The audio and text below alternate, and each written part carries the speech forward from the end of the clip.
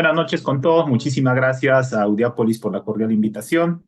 Y también mi agradecimiento a cada uno de ustedes por darse tiempo esta noche con la finalidad de afianzar sus conocimientos, sobre todo sobre el nuevo modelo procesal penal. Y esta noche hablaremos sobre todo del área de notificaciones, el área de evidencias y sobre todo del rol del fiscal y del asistente en función fiscal. Entiendo, y seguramente que también ustedes ya tienen conocimiento, que las últimas convocatorias del Ministerio Público han sido anuladas el presente año, ¿correcto? Entonces, esto quiere decir que el próximo año, a partir de la primera semana, debe estar saliendo nuevas convocatorias y ustedes deben estar preparados para poder postular, ¿no? Entonces, el día de hoy no solamente voy a hablar del tema del archivo, no solamente voy a hablar del tema de notificaciones, sino también les voy a hacer mención de algunas experiencias que deben ustedes conocer desde el ámbito fiscal, para que de ese modo tal vez en la entrevista o en la misma labor que realizan como asistentes en función fiscal o asistente administrativo, puedan absolverlo, en este caso en concreto.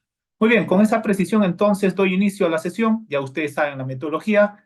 Para los que recién se están conectando con mi persona, la clase tiene dos partes. La primera parte, hago una clase teórico-práctica, en esta siempre interactúo, y en la segunda parte va a ser netamente de absolución de dudas sobre la presente sesión. Muy bien, con esa precisión entonces damos inicio a la sesión. Para esta clase se nos ha solicitado que nosotros expliquemos sobre el tema de la gestión de archivos y notificación en sede fiscal.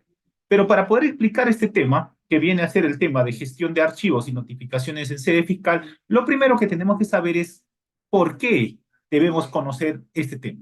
Lo primero que debemos entender entonces es que en el nuevo modelo procesal penal, el que va a realizar de cierto modo esta acción de búsqueda y obtención de datos, indicios y hallazgos en la etapa de investigación, que viene a ser diligencias preliminares y la preparatoria, va a ser Ministerio Público. ¿Esto por qué? Porque en el nuevo modelo procesal penal, el único que realiza actos de investigación oficial o oficial viene a ser Ministerio Público. Si bien ha salido la nueva modificatoria dando algunas facultades a la policía, pero esta no ha derogado lo que la Constitución menciona. Recuerden ustedes que la máxima norma, en base al cual se establecen todas las regulaciones normativas a nivel del Ministerio Público y demás instituciones, son la Constitución. Y en el artículo 159 de la Constitución Política vamos a encontrar justamente como base legal de que el Ministerio Público va a ser el que va a dirigir, en este caso en concreto, los actos de investigación. Y a esos actos de investigación que dirija el Ministerio Público, la policía debe ejecutarlo, ¿no? Muy bien, entonces, lo primero que debemos entender es, para poder entender el tema de los archivos, sobre todo voy a hablar de archivos cuando me voy a referir, por ejemplo, al área donde se va a resguardar las evidencias que vamos a recabar, es lo siguiente. En el nuevo modelo procesal usted tiene que recordar primero, las etapas del proceso penal. A ver, vamos un poco recordando esto. ¿Cuántas etapas tiene el proceso penal? Si yo les muestro tres, ¿será correcto o falta algo? A ver, ¿alguien me puede decir cuántas etapas tiene el proceso penal actual? ¿Alguien? ¿Voluntario? Nada. Sí, doctor, ¿Nadie? tenemos a A ver, Jesús. Jesús, Previamente adelante. para Navidad, Jesús justo nos tiene que Jesús, acompañar. ya vamos con Jesús. Buenas ¿Qué noches, tal, doctor? Jesús. Buenas noches. Actualmente en nuestro nuevo Código Procesal Penal tenemos tres etapas.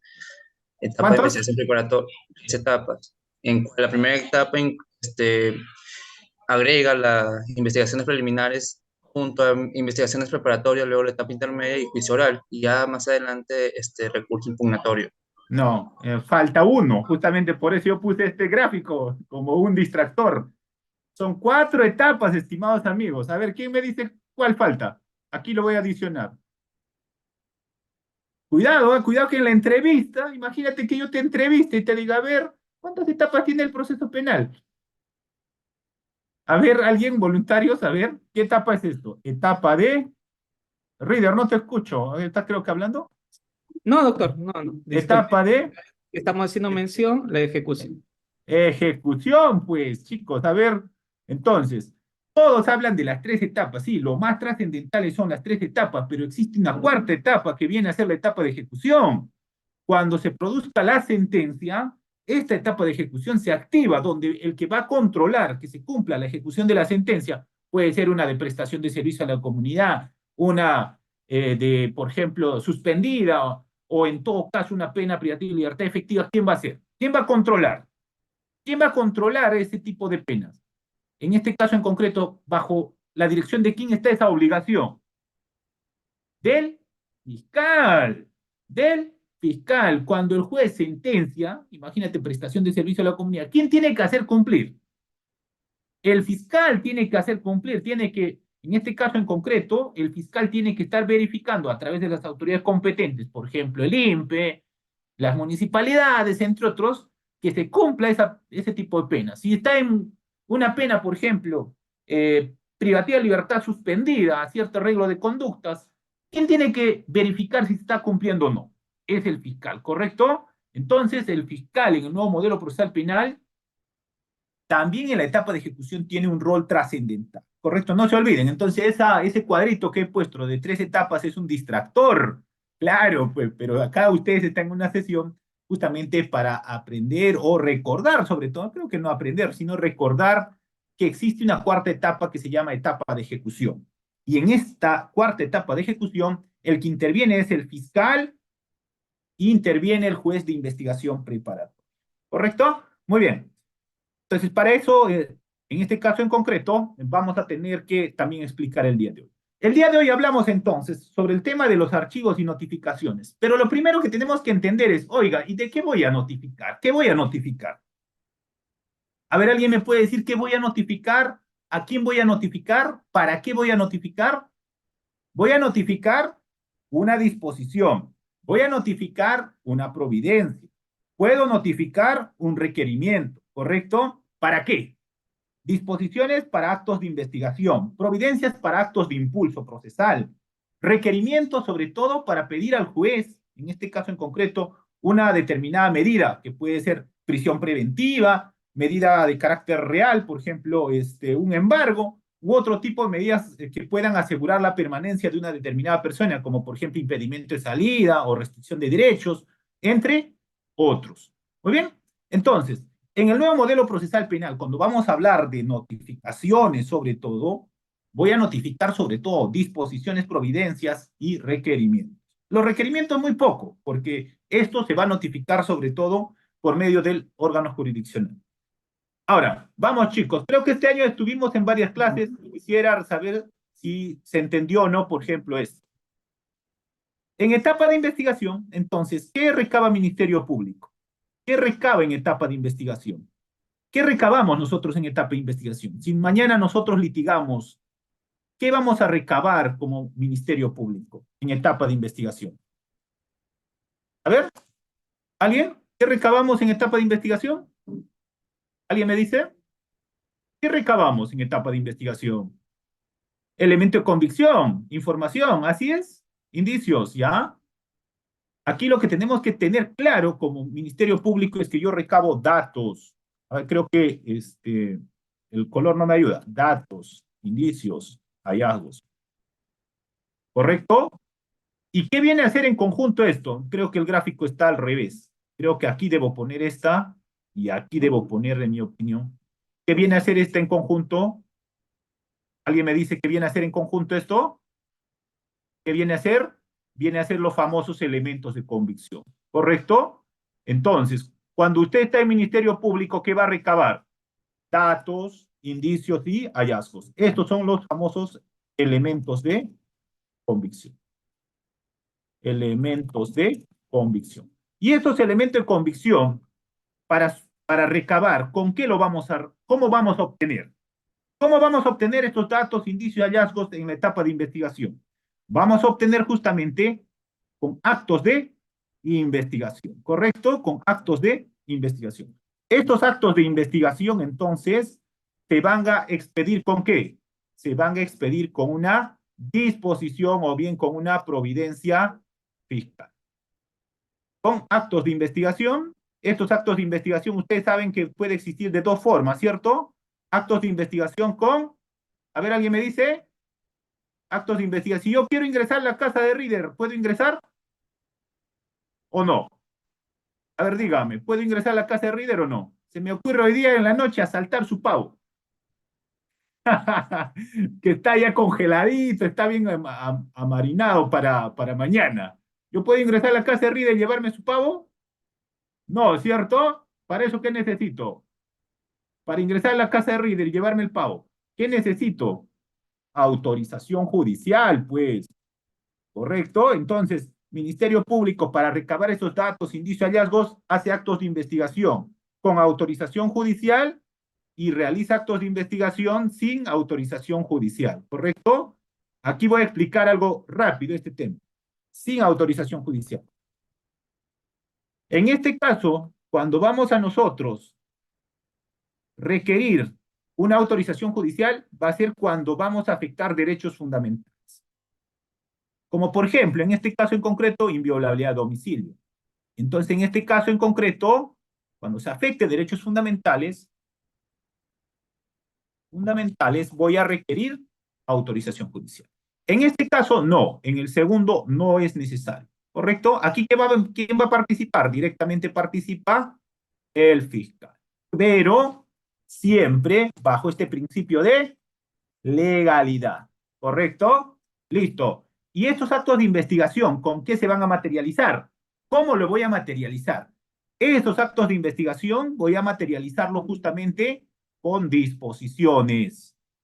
Con disposiciones, ¿ya? Disposiciones. Entonces, disposiciones. En el nuevo modelo procesal penal, el fiscal expide providencias, disposiciones y requerimientos.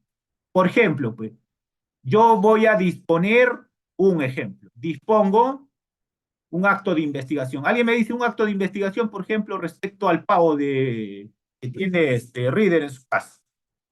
Requerir, por ejemplo, al señor Reader que acredite la preexistencia del pago.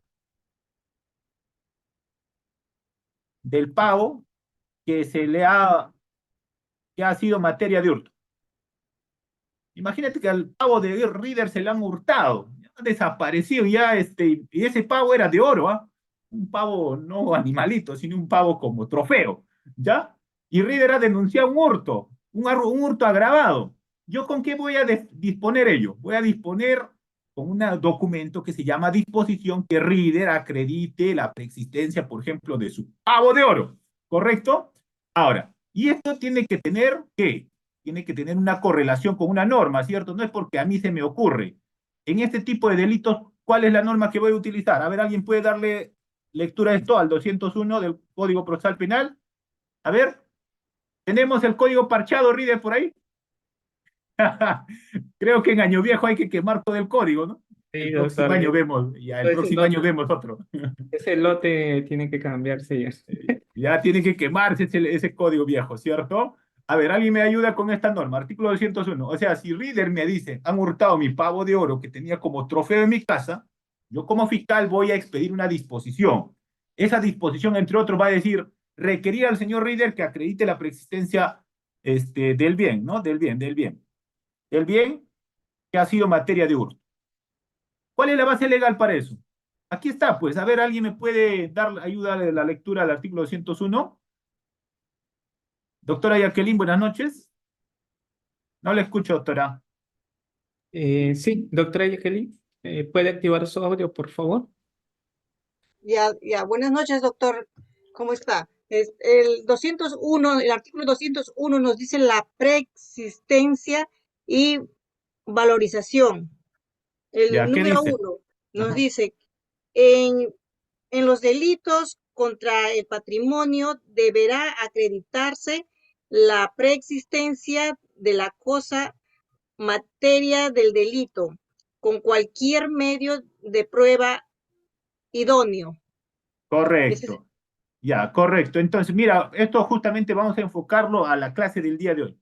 Imagínate que Reader no me presenta la boleta de su pavo, mejor pavo no, porque yo soy del cristal, a no ser que muchos se sientan ofendidos, creo que cambiamos de ejemplo. ¿Qué lo ponemos? Un torito mejor, un torito de Pucará, ¿ya, Reader? Mejor, mejor, porque por ahí mis amigos del cristal se pueden ofenderse. No, entonces vamos, entonces tiene que presentar una boleta, una factura, etcétera, que acredite su torito de Pucará, por ejemplo, que está valorizado, pongamos en 1 millón, ¿ya? En $1 millón. Si Reader no me acredita,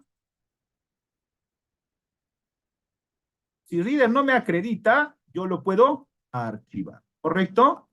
Yo le puedo archivar. Listo. Pero para esto, ¿qué he sacado, chicos? Para esto he expedido una disposición. ¿Y esa disposición qué hice?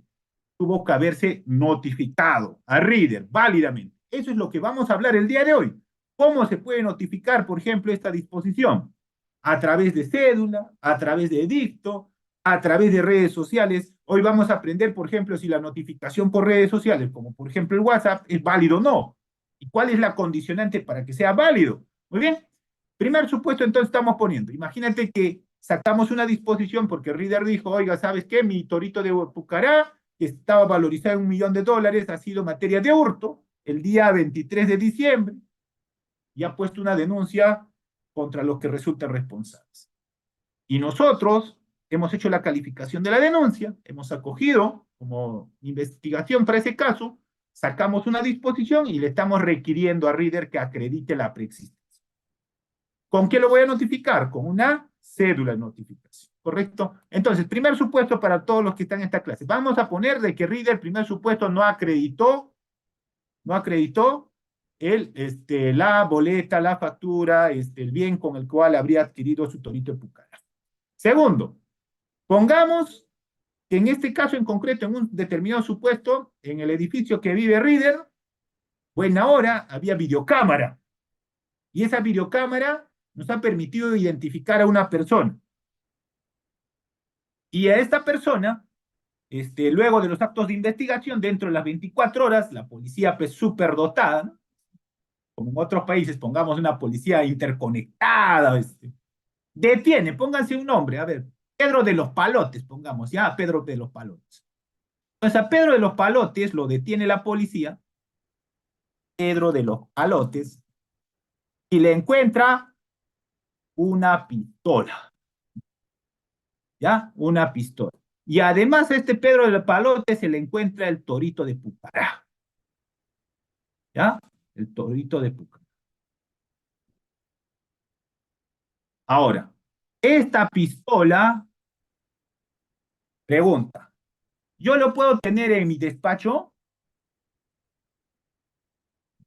Yo, además de la pistola, pongamos otro más, una comba más, ¿ya? Porque ha entrado a la casa de Reader con su, ¿cómo se llama? Pata de cabra se llama, ¿no, Reader? Pata de cabra se llama, ¿no? Sí, doctor. Pata de cabra. Ya le hemos encontrado una pistola, o sea, ha ido directo a matar a Reader y llevarse su torito de Pucará. Pero también le hemos encontrado una pata de cabra. ¿Ya? Entonces, a este señor la policía dentro de las 24 horas lo ha detenido. Le ha encontrado una pistola y le ha encontrado una pata de cabra. Pregunta, ¿yo como fiscal lo voy a tener esa pistola en mi despacho? ¿O también la pata de cabra lo voy a tener ahí debajo de mi escritorio? ¿Qué dicen ustedes? No, ¿cierto? No, para eso existe una área dentro de la fiscalía donde nos va a ayudar justamente mantener la conservación de estos bienes, ¿correcto? Sobre todo, en este caso en concreto, cuando vamos a hablar de este tema, vamos a hablar del área de almacén de evidencias. Entonces, por eso estoy poniendo a modo de ejemplo esta primera parte para que ustedes más o menos se centren. El día de hoy la clase va a ser sobre esos temas. ¿Qué va a pasar con esta pata de cabra? ¿Qué va a pasar con esta pistola? ¿Cuál es el trámite que hay que hacer? Entonces, en el segundo supuesto, imagínate que a Reader, en la denuncia que le ha puesto, la policía capturó a Pedro de los Palotes, oiga, la han cogido con la pistola y también la pata de cabra la han encontrado. Estos bienes tienen que pasar a una determinada área por un determinado periodo. Claro, el tema de la pistola va a tener un trámite distinto al tema del pata de la cabra. El tema de la pistola, la policía va a encargarse de hacer la pericia y luego vamos a nosotros que pedir su confirmatoria judicial y mandarlo ¿a dónde?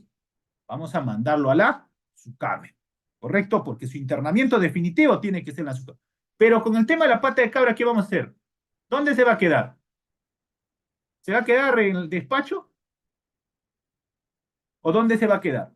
No, claro, le vamos a hacer su cadena de custodia, eso es por ley, ¿ya? Eso ya ustedes saben, ¿no? Todo dato, evidencia material, sobre todo que se obtenga, tiene que tener su cadena de custodia. Esto garantiza, sobre todo, la autenticidad, cómo se ha hecho el procedimiento de incautación.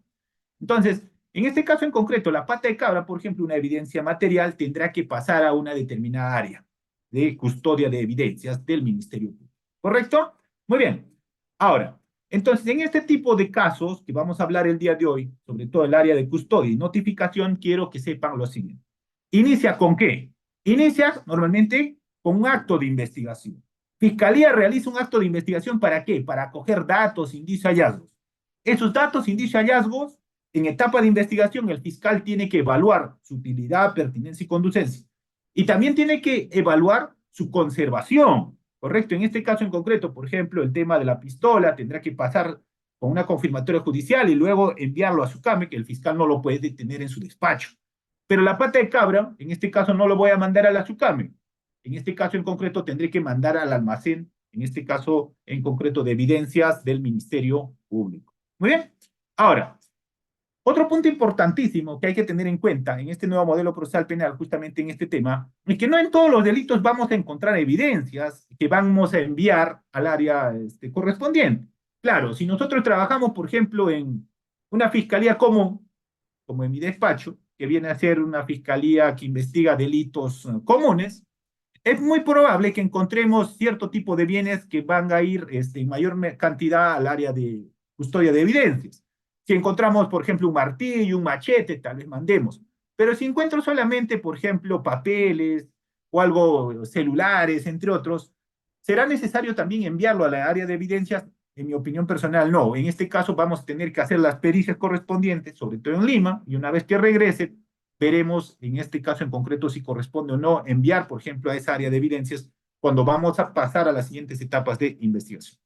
Ustedes saben, el nuevo modelo procesal penal, en mi opinión personal, existen 3 tipos de proceso, y este tipo de proceso nos va a establecer qué tipo de información vamos a recabar y cómo lo vamos a recabar. Pero la regla general es que para todos este tipo de proceso, siempre el fiscal va a expedir una disposición y una providencia y un requerimiento. Disposición para aperturar, por ejemplo, disposición, por ejemplo, para obtener datos, indicios, hallazgos, providencias para hacer actos de impulso procesal. Por ejemplo, en procesos comunes simples, vamos a tener, por ejemplo, un caso de hurto agravado, de robo agravado. Yo como fiscal puedo disponer con una disposición, luego para que se le notifique a la persona, para que pueda concurrir, por ejemplo, a rendir testimonio. En procesos complejos, por ejemplo, en delitos contra la administración pública o lavado de activos, yo como fiscal puedo expedir una disposición y disponer, por ejemplo, que la entidad remita actuados de ese proceso de contratación estatal. Y en los procesos de criminalidad organizada, que esta tiene otra técnica, otra metodología de investigación, en esta tenemos que actuar de otro modo. En esta, sobre todo en procesos de criminalidad organizada, si bien se expide una disposición, pero esta se trabaja de otro modo. Se trabaja sobre todo con técnicas especiales de investigación, pero para esas técnicas especiales de investigación, como por ejemplo la videovigilancia, del mismo modo el fiscal tiene que expedir una disposición. Esto no es automático. Muy bien. Entonces, con esta precisión lo que quiero mencionar es lo siguiente. Cuando yo voy a estar en el Ministerio Público, lo primero que debo entender es a qué se dedica el Ministerio, sobre todo fiscalías penales. La Fiscalía Penal se dedica, en etapa de investigación en concreto, al acopio, a la búsqueda y obtención de datos, indicios y hallazgos de relevancia para el caso en concreto. ¿Cómo lo realiza en este caso en concreto? Esta obtención de datos, indicios y hallazgos. Lo realiza a través de disposiciones y providencias y a través también de técnicas especiales de investigación para cierto tipo de procesos, como por ejemplo procesos complejos y procesos de criminalidad organizada. Este tipo de información que vamos a obtener va a estar en una determinada carpeta fiscal. Por eso también en esta clase vamos a hablar un poco de la carpeta fiscal, porque toda la información que vamos a obtener durante un determinado periodo va a ingresar a un determinado caso. Ahí puede ingresar, por ejemplo, evidencia material, información documental, entre otras que tendrá que formar parte de su legajo de determinada carpeta. Ustedes saben entonces que todo lo que se va a obtener durante la etapa de investigación forma parte de una carpeta fiscal, ¿correcto? De una carpeta fiscal. Y cuando hablo de carpeta fiscal, sobre todo a nivel del Ministerio Público, tengo que recordar algo en concreto. En la carpeta fiscal va a existir 2 tipos de carpeta. Va a haber carpeta física y carpeta electrónica. Carpeta fiscal física y carpeta fiscal electrónica. Esta carpeta física, sobre todo, es nuestro instrumento de trabajo. Esta va a iniciarse, sobre todo, con actos que va a ser la fiscalía y la policía. Acaban de cometer un delito, ingresa la noticia criminal, el fiscal califica la denuncia, da inicio a las diligencias preliminares, empieza el número de carpeta fiscal para ese caso en concreto. Ahí veo una mano alzada. A ver, de José. A ver, adelante, José. Estimado José, puedes activar tu audio. Adelante. Gracias, doctor Reyes. Doctor Henry, ¿qué tal? Buenas noches. Sí, buenas noches, adelante. A ver, su pregunta. Sí, usted justamente señala que para determinado tipo de delito hay determinados actos de investigación, ¿cierto? Claro. Entonces, ¿cómo sería en el caso de delitos que, por ejemplo, el artículo 318, ¿no? El Código Penal, el delito ofensas a la memoria de los muertos? Y ahí sí hay delitos que son un poco extraños, ¿no? Por así decirlo. Entonces, ¿cómo sería con esos delitos que son, como que es novedosos, ¿no? Para ver el tema de los actos de investigación que le tocaría realizar. Por eso, pero todo empieza con el diseño que va a hacer el fiscal. Recuerden, en este caso en concreto, el director jurídico, eso sí, ahí acá creo que voy a poner una lámina para que no se olviden. Director jurídico de una investigación es fiscal. Director jurídico. Recuerden el partido de fútbol. ¿El DT quién es? ¿Quién es el DT aquí? En una investigación. ¿Quién es el DT? Director jurídico. ¿Quién es el director jurídico? Fiscal. ¿Y el futbolista qué es? ¿Quién es aquel futbolista? A ver. Reader, ¿quién es el pelotero aquí? ¿Quién es el pelotero? A ver, chicos, aquí. El director de campo, ¿quién es? ¿Quién es el futbolista? Acá estamos poniendo a modo de ejemplo. Aquí es la policía. La policía, ¿correcto? La policía. ¿Quién dirige la investigación? Es así, Es así. ¿Correcto? El director jurídico es el fiscal, quiera o no la policía, el que establece la subsunción legal, el que establece el marco de investigación, el que establece la teoría del caso, el que establece qué es lo que tiene que investigarse. ¿Quién es? Fiscal. A ver, ¿alguien tiene constitución política? Esa constitución, no sé si han leído ustedes, pero les doy una chiquita por año nuevo. Léanlo en la disposición complementaria número 10, no me recuerdo, a ver cómo interpretan al final ustedes esa constitución, pero hasta que no sea derogada o modificada es la vigente. Vamos, entonces, a ver, 159. A ver, ahora la policía con más funciones, no, pero el hecho de que a ver, un decreto legislativo tiene mayor rango que la constitución. A ver, ¿quién me dice que tiene mayor rango? Ayúdeme, pues. ¿Quién tiene constitución política? 159, inciso cuarto. A ver, ¿no hay nadie? ¿Que el decreto legislativo hace que la constitución tenga menor jerarquía? A ver, artículo 159 de la constitución política. Yo lo tengo, doctor. Ya, a ver, ¿qué dice? Artículo 159 de la Constitución Política del Perú establece que corresponde al Ministerio Público ejercitar la acción penal pública de oficio o petición de parte, así como emitir dictámenes o previa resolución judicial en los casos de ley contempla. Ya, qué más señala? El siguiente, el del director de la investigación. La policía está sujeta al Ministerio Público. A ver, ¿tienen ahí su código penal, constitución?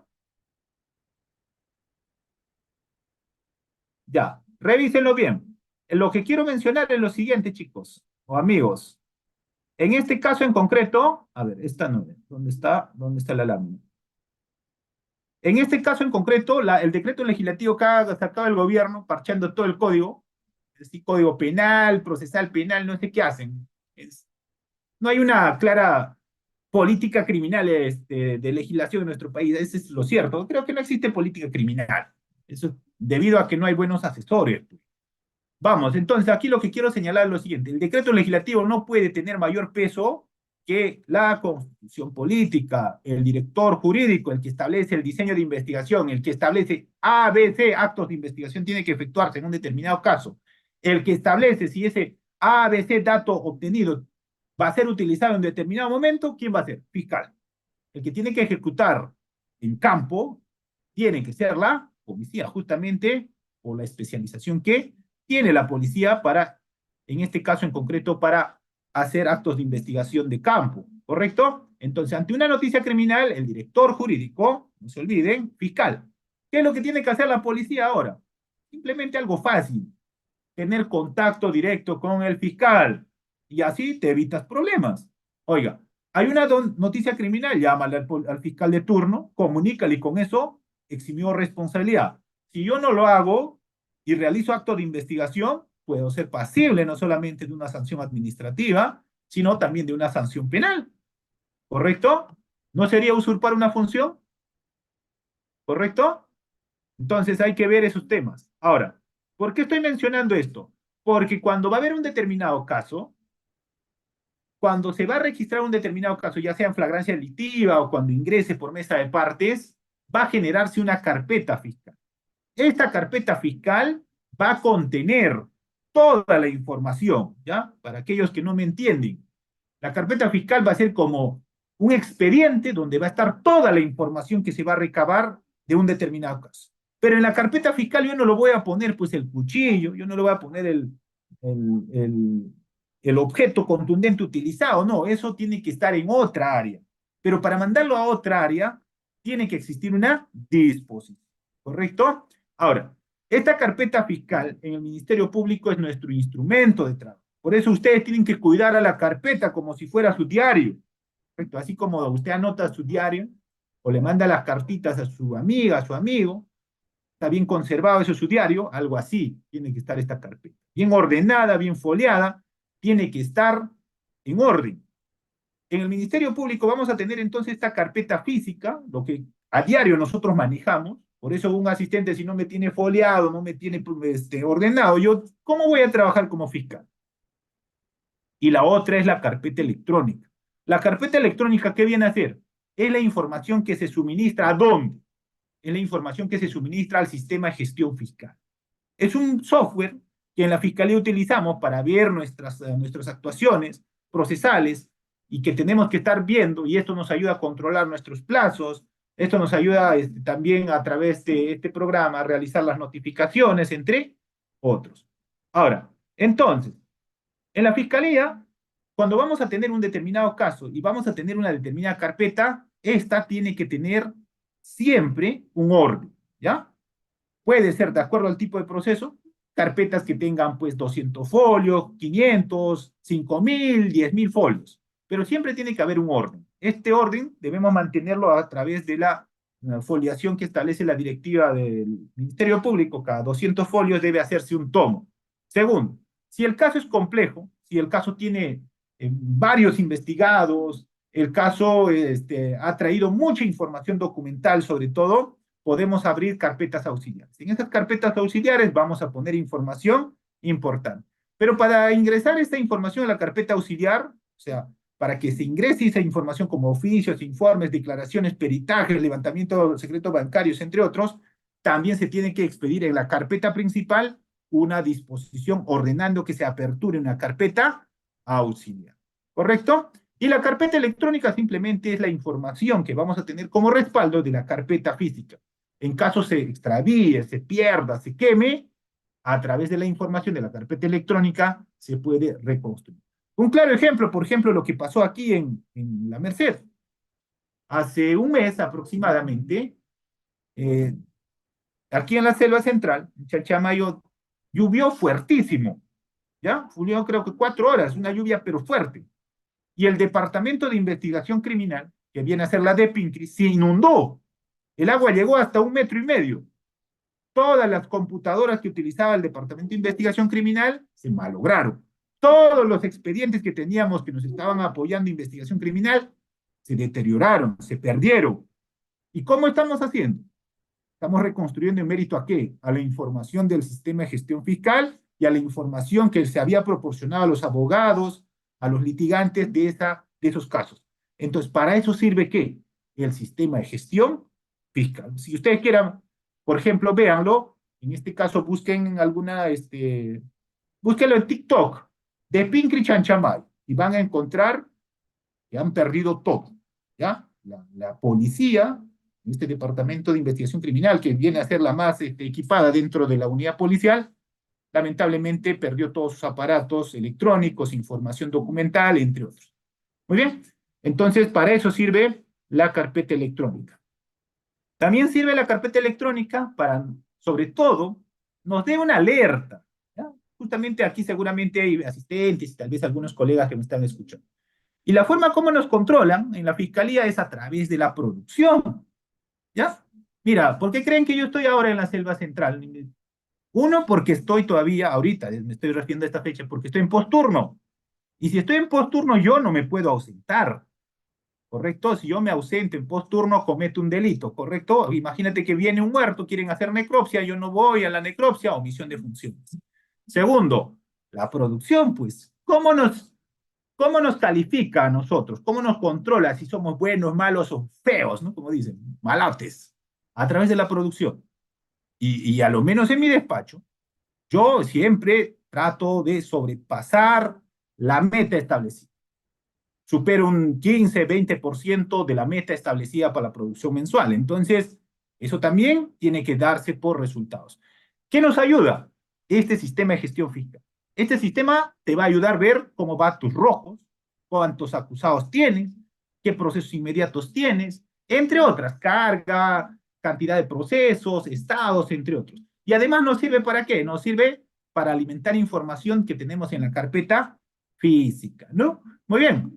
Ahora, aquí una recomendación. Yo les dije al inicio de la clase, yo no solamente voy a hablar de almacén y notificación, yo les he dicho que voy a hablar de unos puntos adicionales. ¿Por qué es importante esto? Porque veo en la práctica que muchos colegas cometen un error que es fácil de subsanarlo, de poder hacerlo. Y espero que a partir del próximo año, cuando cambie mi situación, ya pues yo tenga la oportunidad también de poder cuestionar. ¿Y esto a qué se debe? A que se debe a que muchos fiscales no hacen esto, por ejemplo. Cuando nosotros estamos, por ejemplo, en una,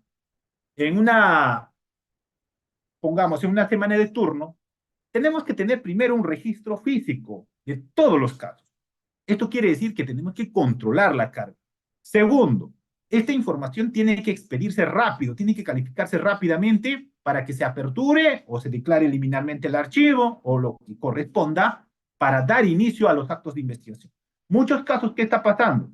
Que las denuncias no son calificadas oportunamente. Los litigantes se quejan, dicen, oye, ya va 15 días, un mes, mi denuncia y no está calificada. Segundo, también nos sirve en este caso en concreto este registro que nosotros podemos tener para saber qué cantidad de carga estamos manejando cada turno. Y esto nos va a servir en el fondo ¿para qué? Para hacer producción. Ahora, en esta agenda, sobre todo que yo realizo, tengo dos tipos de agenda física y agenda que viene a ser dos pizarras. Hago que se controle toda la carga. Normalmente, y seguramente aquí hay algunos colegas, tal vez de acá de la Selva Central, no tengo llamadas de atención, sobre todo por los jueces. Algunos colegas sí tienen, ¿por qué? Porque no van a audiencias, no presentan los documentos dentro del plazo otorgado y esto les está mandando ¿a dónde? A control interno, ¿no? Entonces, para que no tengan ese tipo de problemas, la recomendación, manejen bien su agenda y distribuyan la carga equitativamente. Si son fiscales provinciales, una recomendación es lo siguiente, que es de este sistema de gestión fiscal por lo menos 2 veces imprime el reporte para ver qué, cómo va el avance de las investigaciones de cada fiscal que está a tu cargo y hace estrategia de cómo poder resolver, ¿no? De ese modo, a veces hay fiscales vagos porque no avanzan. Toda la semana han proyectado 3 disposiciones. Oiga, ¿qué es esto? Y otro ya sacó 10, 15 disposiciones. Entonces, esto también es importante. Ahora, en el nuevo modelo procesal penal, además de eso, de lo que estoy mencionando, de la agenda, las disposiciones, las providencias, hay que tener en cuenta lo siguiente. No sé si ustedes saben cómo deben armar su carpeta para el litigio. Esto quiere decir lo siguiente, que nosotros como fiscales, al igual que los abogados litigantes, litigamos y debemos tener un orden y tenemos mayor obligación incluso. Primero tenemos que investigar, luego tengo que formular acusación, tengo que ir a juicio, a control de acusación, tengo que ir a juicio oral. Pero para eso tengo que tener un orden. Por ejemplo, yo les recomiendo, sobre todo en esta clase, tal vez para algunos colegas, y si hay asistentes, lo siguiente. En cada etapa, tienes que tener una carpeta distinta. ¿Distinta a qué? Distinta a lo que ya existe. Por ejemplo, si yo tengo un caso en etapa intermedia,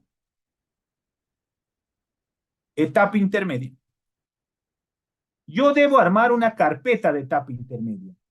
Y la carpeta de etapa intermedia debe ser carpeta de etapa intermedia solo con la información de los actuados, de los medios de prueba presentados. Esto te va a ayudar muchísimo, sobre todo en la audiencia de control de acusación. ¿Qué va a contener, por ejemplo, aquí?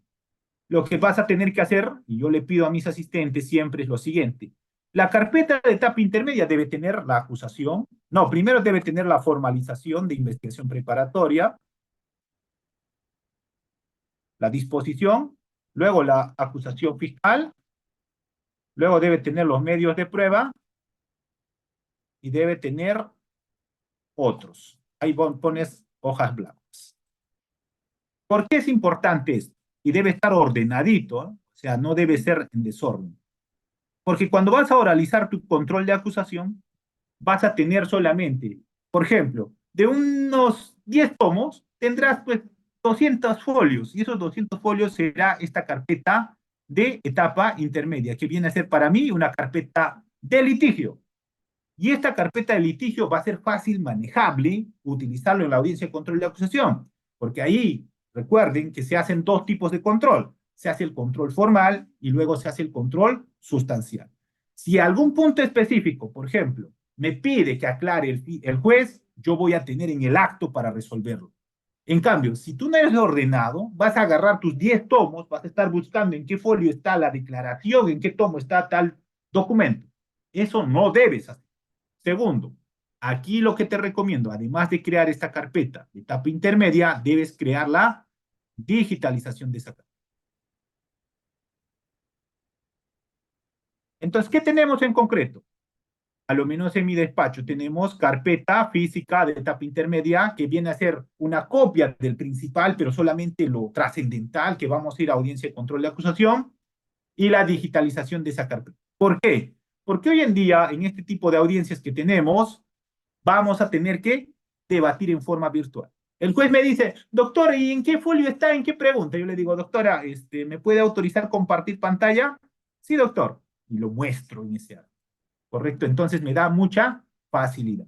Entonces, recomendación, chicos, para la etapa intermedia, y esto también se puede aplicar para juicio oral. Ahora bien, esta información que vamos a nosotros tener, tanto de medios de prueba personal, documental, también en la acusación recuerden que puedo llevar evidencia material. Pero antes de entrar al área de almacén y evidencias, quiero precisar lo siguiente. Si yo durante la etapa de investigación he recabado, como les he dicho, por ejemplo, datos, indicios, hallazgos, esos datos, indicios, hallazgos tienen que pasar normalmente por una confirmatoria judicial o, en su defecto, por un informe pericial correspondiente. No es que yo incauto, lo mando al almacén de evidencias y ahí queda para siempre. No, tiene que tener utilidad. Recuerden que en la etapa intermedia, yo como fiscal, muy pocos fiscales llevan, yo también muy poco llevo esto, creo que contaditos casos, que yo puedo llevar en medios de prueba lo siguiente, puedo llevar medios de prueba personal, uno, o sea, testigos, puedo llevar pericial, puedo llevar documental, y cuarto, puedo llevar medios de prueba material. Aquí va a entrar entonces el tema que procederé a desarrollar, lo que viene a ser almacén. Medios de prueba material, por ejemplo, un cuchillo, por ejemplo, un machete, o una pata de cabra, como hemos puesto en al inicio, entre otros, que pueden ser presentados también para la etapa de juzgamiento. Pero muy pocos fiscales van a llevar esto, porque lo que se hace en la práctica, ¿cuál es? Lo que se hace en la práctica es vamos a hacer un acta, sobre todo, en este caso en concreto, de visualización deslacrado de ese dato, y lo vamos a describir y va a quedar como documento. Muy bien, Pero esto no impide que yo pueda llevarlo, en este caso en concreto también la evidencia material en la etapa intermedia. Si es así, lo tengo que trasladar al Poder Judicial esa evidencia. ¿Para qué? Para que luego sea actuado a nivel de juicio oral. Muy bien, entonces, con esa precisión. Señalado esto, entonces entramos al área de almacén. El área de almacén, sobre todo, es el área encargada de la conservación y almacenamiento y custodia, sobre todo de determinados bienes, ¿no? Que se han obtenido ¿dónde? Que se han obtenido durante la etapa de investigación. ¿Correcto? Que se ha obtenido durante la etapa de investigación, ya sea con una investigación con autorización judicial, por ejemplo, una incautación o allanamiento, o con actos de investigación que no requieren autorización judicial, como por ejemplo con un requerimiento que realizó el fiscal y que ha obtenido ese dato. Muy bien. Entonces, esta área de almacén, sobre todo, es importantísima en la fiscalía porque nos ayuda a conservar este tipo de bienes durante un determinado periodo. Para que pueda ingresar a esta área de conservación y almacenamiento de bienes, sobre todo, y evidencias, el fiscal en una determinada carpeta tiene que expedir una disposición. Esto va a ser, sobre todo con una finalidad de ¿qué? De que conserve y esta área, cuando lo requiera el fiscal, lo devuelva. Por ejemplo, tengo la pata de cabra que hemos incautado al Pedro de los Palotes. Oiga, y quiero que luego pase una pericia, pues. ¿Qué pericia podemos hacer a ver con esa pata de cabra? ¿Alguien? ¿Haríamos alguna pericia o no? Si a Pedro de los Palotes le hemos encontrado con la pata de cabra, ¿haríamos alguna pericia o lo llevo así nomás? A ver, Jesús, ¿haríamos alguna pericia? Estimado Jesús, puedes activar tu audio. Adelante. Nuevamente A ver. Jesús, ¿puedes activar tu audio? Sí. Sí, podemos hacer una pericia dactilar. Claro. Dactiloscopio, podemos ver, oiga, tal vez no tuvo contacto, pues. ¿Mm? Y me dice, mira, señor fiscal, a mí me han cebrado la policía, yo no tenía pata de cabra. ¿Mm?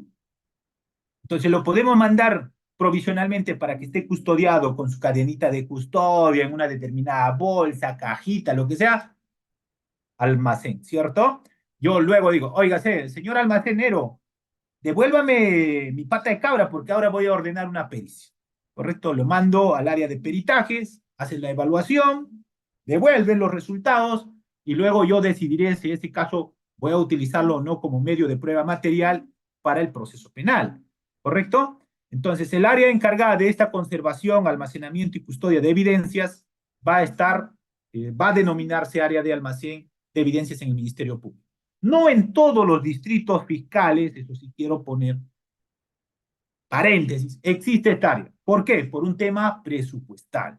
Claro, los que están en el Lima, yo trabajé cuando eras ya tiempo, ¿no? Casi ya, creo que ya pasó más de 11 años, cuando era asistente en función fiscal. Sí existía esto, ¿no? Pero en provincia, pues nos vamos a refugiar, pues no existe, pues, no hay presupuesto. El fiscal, si viera nomás mi despacho, si viera nomás mi almacén, ¿cuál es mi almacén? Mi almacén prácticamente en servicio higiénico está lleno, ahí está todo, ¿correcto? Tenemos que hacernos cargo, pues, de toda la custodia de estos bienes. ¿Qué pasaría si se pierde? El único responsable sería yo, ¿cierto? Claro, entonces, en ciertas ciudades, en ciertas provincias, no va a haber este área de almacén de evidencias. Pero cuando sí existe, el fiscal debe hacer uso, debe disponer de que esa área custodie la conservación de este bien incautado para que más adelante disponga una determinada pericia y luego, si lo va a ofrecer como medio de prueba, lo presente a nivel del Poder Judicial. En algunos casos he visto incluso que el Poder Judicial no acoge esto. Es decir, cuando yo quiera presentar la evidencia material, me dice, fiscal, tenlo tú hasta el momento del juicio y tú lo traes el día del juicio, ¿ya? Ahí lo presentas, ¿ya? En algunos lugares he visto ese tipo de trabajo que existe a nivel del Poder Judicial. Ahora, ¿quién va a estar encargado en este caso en concreto? El área de almacén cuenta con un operador administrativo, un almacenero y un asistente administrativo. En este caso en concreto, el almacenero va a tener determinadas funciones. ¿Esto dónde vamos a encontrar su obligación de esta persona? En el manual de organización y funciones del Ministerio Público y también en normas internas dentro de la Fiscalía. Me dan un segundo, un favor. Estoy con una congestión. Creo que ya llegó la noche navideña, Rider, ¿ah? necesita un calentadito, doctor. Ahí. Así que esperamos unos segundos, estimados participantes. Comentarles que la exposición van a tener la grabación, materiales de lectura y el certificado el día viernes. Va a ser certificado propiamente por el Ilustre Colegio de Abogados de Cañete en físico y en digital. Asimismo, no te retires de los grupos de WhatsApp porque durante este año y finalizando ya, bueno, ya finalizando el año, a inicios de año también van a tener acceso a todas nuestras clases. Inicia un diplomado en el nuevo Código Procesal Constitucional. Adelante, doctor, por favor. Gracias. Muy bien. Sí, ya espero el día 26 mi calentadito. Por ahí si tienen un pedazo de pavo, guárdenlo hasta año nuevo. Muy bien, no interesa pago, lo importante es que pasen en familia, que pasen, primero, perdonen, perdón, no se vayan con el rencor, o sea, perdonen todo lo que, y también hagan, acepten las disculpas que puedan efectuar las personas. Creo que esta Navidad es justamente de unión, de perdón, más allá de la comida, champán, trago, lo que quieran. Yo creo que ese es algo adicional. Muy bien, entonces, continuamos. En este caso en concreto, este almacenero va a tener ciertas obligaciones, como por ejemplo recibir, registrar, custodiar estas evidencias y documentarlo. O sea, no puede simplemente ponerlo a un rincón, tiene que conseguir. ¿Qué pasa si luego esto se deteriora, se pierde? El responsable será esta persona. Llenar y archivar los formatos de cadena de custodia, esto es sobre todo para dar fe de la autenticidad de la información que le estamos enviando, ¿no? Recuerden que el tema de la pérdida de la cadena de custodia no lo convierte automáticamente en ilícito, sino resta el tema de credibilidad, ¿correcto? A ver, hay una mano alzada, pero veo solamente foco, que dice Enrique. Sí, estimado Enrique, a ver si A puedes. ver, ¿qué está haciendo Enrique? Apague su luz, Enrique, no te veo. ¿O está sin luz? No, ya está en modo Creo que recordar, se... doctor, sobre una final. Por favor, Enrique, No, no. con No, cámara, creo que pasó la final del 2023, no sé. Ya, adelante, Enrique. Adelante, Enrique, puedes activar tu audio, por favor. Enrique, a ver, ¿nos oyes? Ya, doctor, ¿me escucha? Adelante. Adelante, Ya, claro. doctor. Lo que pasa, doctor, de que, bueno, tratándose del tema de la fiscalía, lo que pasa de que yo tengo dos procesos en fiscalía, tuve dos procesos, uno por violencia familiar, daño psicológico, y otro por acoso sexual. En el de acoso sexual lo archivé, en el daño psicológico el fiscal esto formalizó investigación preparatoria, ya me han corrido el traslado de la acusación. Yo lo he absuelto y estoy pidiendo el sobreseimiento. ¿Por qué estoy pidiendo el sobreseimiento? En razón a que la acusación se centra en el delito de acoso sexual que ya está prácticamente con archivo consentido. Bueno, mi pregunta es, ¿cuál No, iba a ser el no, pronunciamiento de... doctor. Yo voy a absolver ese tipo de dudas al final. Ese tipo de preguntas no voy a absolver. Ya les he dicho el mecanismo de nuestra clase. Algo concreto de este tema. Al final, los 20 minutos que me den, yo voy a absolver con muchísimo gusto ese tema. Y tal vez en ese caso del amigo que nos acaba de hablar, le puedo dar alguna sugerencia. ¿Ya? Muy bien. Siempre desde el punto de vista académico. Incluso en ese tema que ustedes están viendo, Actos contra el Pudor, espero el 2024 sacar ese libro que tanto quiero que nazca, ¿no? Así como mi primer hijo, ¿no? Si bien yo no tengo ningún hijo humano, pero quiero que nazca un hijo jurídico, ¿no? Está referido justamente al tema del Acuerdo Plenario 2-2005. Muy bien, vamos chicos, entonces continuamos. La pregunta respecto al tema, ¿ya? Respecto a otro tema no voy a absolver.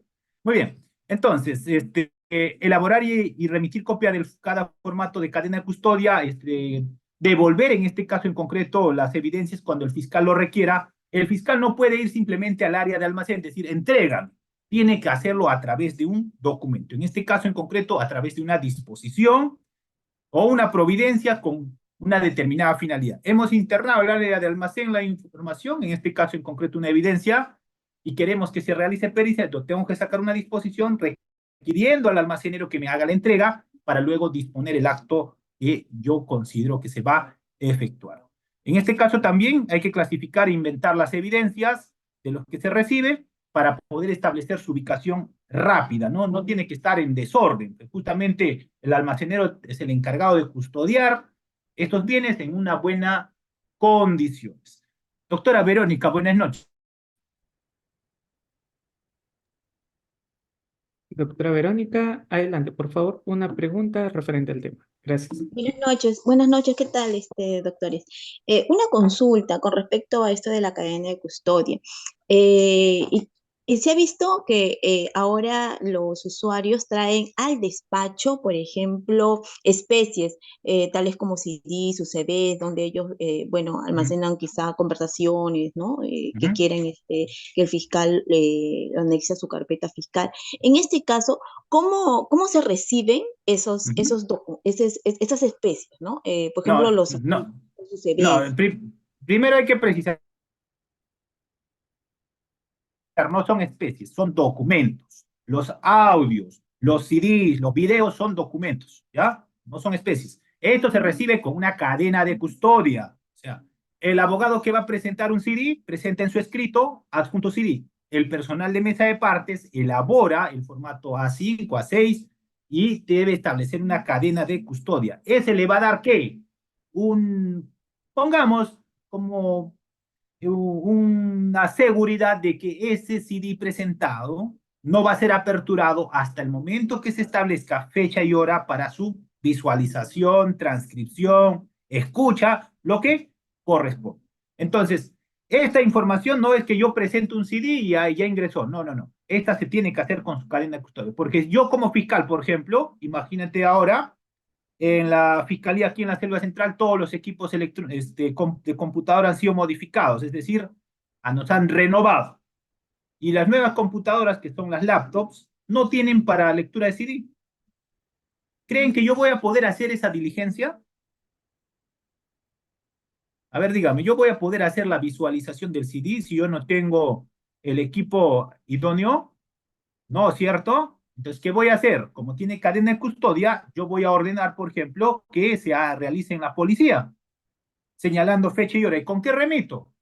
Una disposición, esta cadena de custodia, y cuando lo reciba el efectivo policial, va a poner que ha recibido esa cadena de custodia. Entonces, tiene que ingresar esa información documental, doctora, con cadena de custodia desde el momento que ingresa por mesa de partes. ¿Qué tiene que hacer el asistente de mesa de partes? Simplemente proporcionar, en este caso en concreto, este formato para que lo llene en ese acto y se adjunte al escrito. ¿Listo? Muy bien. Vamos. Continúo. Entonces, también una de sus funciones es archivar la información ingresada, realizar periódicamente la limpieza y mantenimiento de las evidencias ingresadas, dar cumplimiento al destino final. Y en este caso, la línea de autoridad del operador administrativo almacenero depende de la presidencia de la Junta de Fiscales Superiores de cada distrito fiscal, ¿no? Responsabilidad de las funciones del operador administrativo relacionadas con el procedimiento de cadena de custodia. Y aquí hay que precisar algo. El hecho de que se rompa la cadena de custodia no lo convierte automáticamente en ilícito.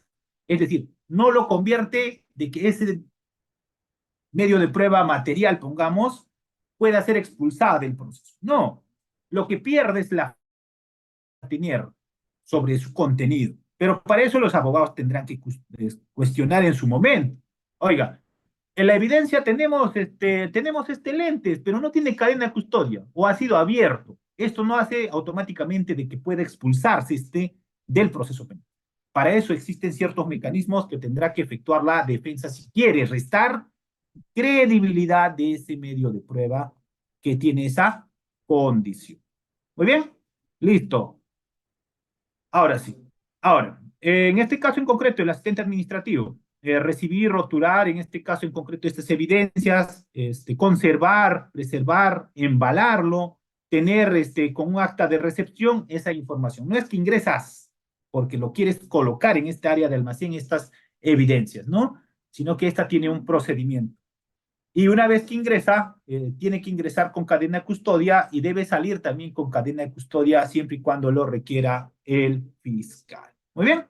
Ahora, en este caso también una de las funciones del asistente administrativo es mantener informado de sus actividades del fiscal superior, coordinar con los fiscales para el desarrollo de sus funciones y la línea de autoridad es la presidencia de la Junta de Fiscales Superiores, ¿no?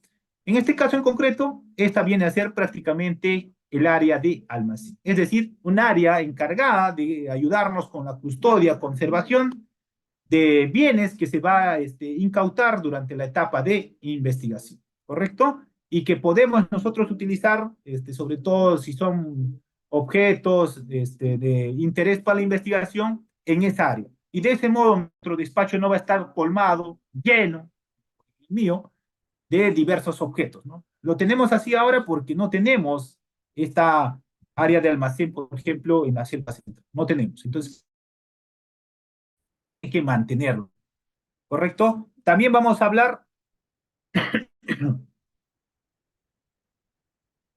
tal vez adicional a esto, de almacén, porque también podríamos enviarlo a almacén, ¿cierto?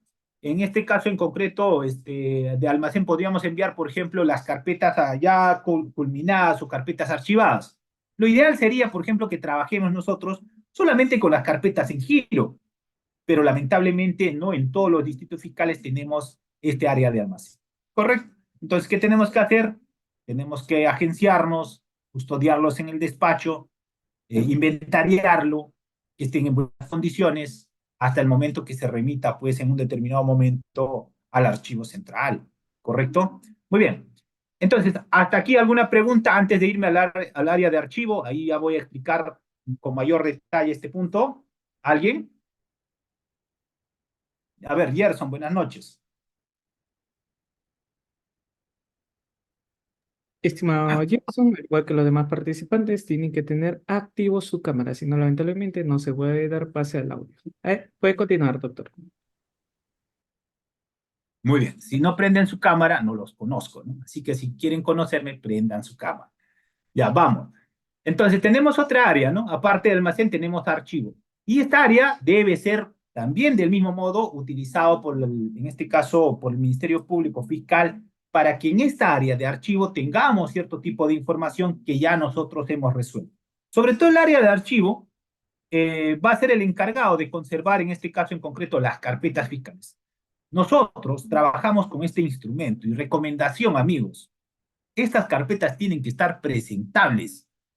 Así como usted se va a su trabajo en la mañana tomando una ducha, perfumándose, va limpiecito con su corbata, igualito, la carpeta tiene que estar limpia, ¿ya? La carpeta tiene que estar conservada. No van a ver una carpeta toda sucia, el forro está que se desarma. No, este es nuestro instrumento de trabajo. Así que es una recomendación sobre todo para el asistente en función fiscal, asistente administrativo, para el practicante, para el cesigrista.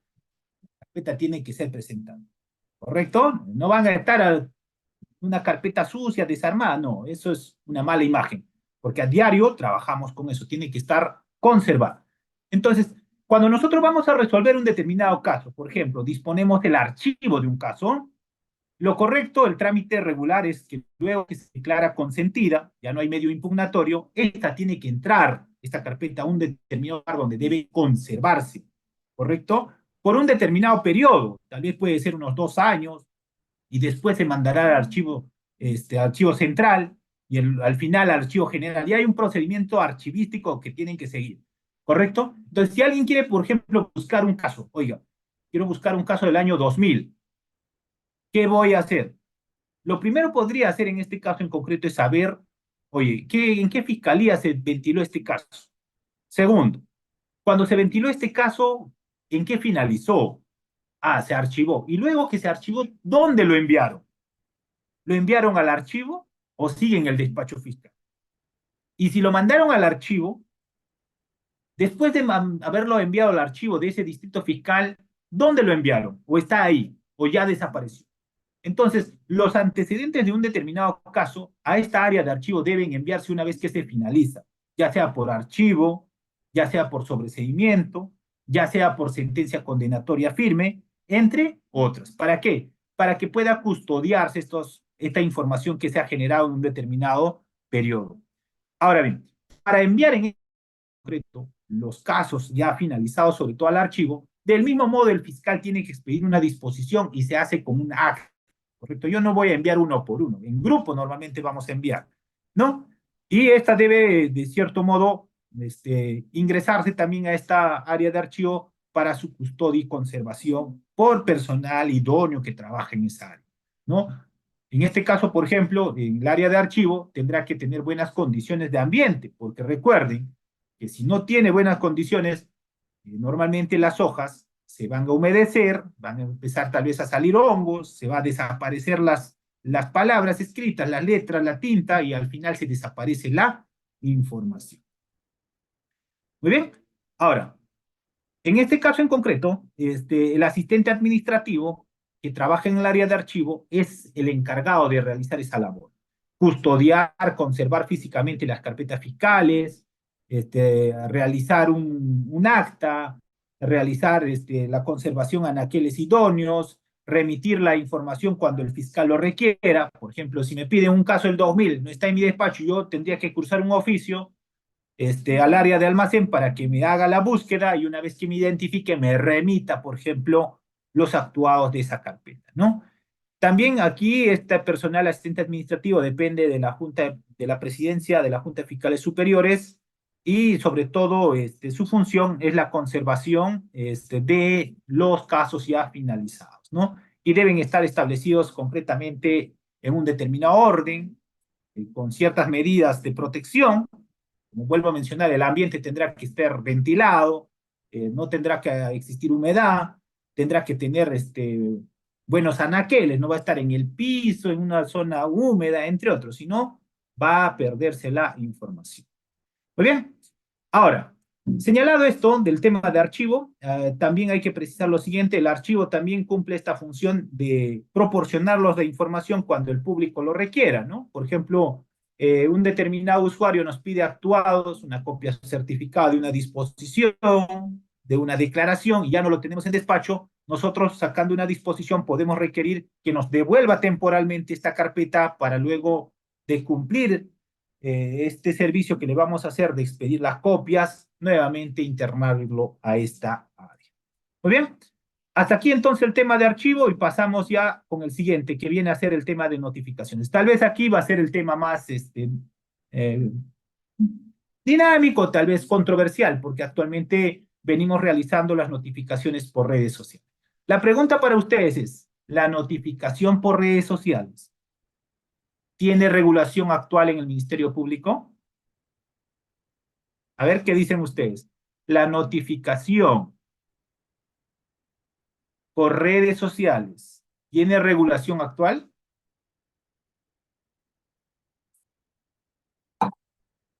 A ver. ¿Qué pasa si me notifican por WhatsApp? ¿Ya estoy válidamente notificado? ¿Qué pasa si me notifican por Facebook? Mira, les cuento una historia. Yo tenía el año pasado una cesigra muy buena, Stephanie, tal vez esté escuchándome. Excelente, pero surtía efecto su notificación. ¿Qué hacía? Ella ingresaba a las redes sociales, le empezaba a buscar al testigo, al investigado, como es también bien atractiva, le agregaba como amigo. Y le aceptaban, pues, ¿no? Y una vez que le aceptaba, ¿qué hacía? Le mandaba su cédula de notificación. Téngase por notificado, pum, la captura de imagen y a la carpeta. Pregunta: ¿sería válido esa notificación? Por Facebook no. ¿Por qué me dice, Acosta me dice por Facebook no? Y dígame, ¿el WhatsApp no es red social? ¿El Telegram no es red social? ¿El Instagram no es red social? ¿O por qué Facebook no va a ser válido? En mi opinión personal, tiene que haber una condición. ¿Cuál? Que debe aceptar ese tipo de notificación por ese medio. ¿Correcto? Por ese medio. Es decir, si acepta, si dice, sí, he recibido la notificación, está aceptando que ha sido notificado. ¿Correcto? Ahora, para poder invalidarlo, tendríamos que cuestionarlo de que él no ha sido notificado. ¿Correcto? Lo cierto es que hasta la fecha todavía no existe, primero, una modificatoria en el Código Procesal Penal. Creo que en esto debería debería trabajar los asesores de los congresistas para adicionar que las notificaciones hoy en día, ya con este tema de la pandemia, también se debe hacer por otros medios, no solamente notificación por cédula, por correo electrónico, por edicto, sino incluso por redes sociales. Y para esto simplemente hay que adicionar tal vez un supuesto donde se indique también serán notificaciones válidas por redes sociales con la condición de que el notificado acepte la notificación por dicho medio. Listo, y con eso lo convalidamos, ¿no? Muy bien, entonces, El punto, en este punto de las notificaciones es que a la fecha, en el Código Procesal Penal, yo no he visto alguna norma que establezca que también se puede notificar por redes sociales, como por ejemplo por el Facebook, por el WhatsApp, por el Telegram, por lo que ustedes conozcan, ¿ya? No existe todavía una regulación.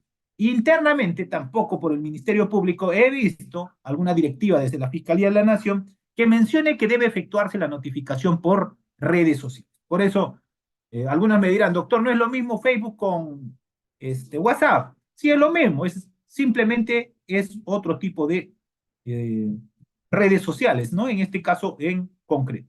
Entonces, para que tenga validez en este tema de notificación, hay que tener mucho cuidado. Primero, la persona que es notificada debe aceptar. Entonces, para eso tienen que utilizar ustedes la forma de cómo se van a comunicar con esta persona, ¿no? Le pondrán buen día, mediante el presente se le notifica la presente disposición y confirme su recepción. ¿Listo? Acuse confirmatorio de recepción. Sí, recibí, gracias. Listo, notificado. ¿Correcto?